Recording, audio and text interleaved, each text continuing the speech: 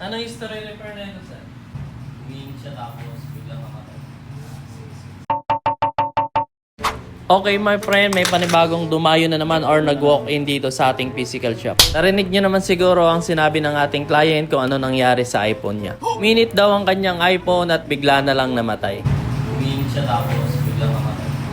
Kaya naman, agarang ko nilagyan to ng power supply para ma-read ko kung may shorted nga ba sa kanyang logic board. Wow. At sa aking pagsusuri, pagkalagay ko ng power supply ay may 0.59 ampere kaagad siya. Ibig sabihin, my friend, may half shorted ang logic board niya.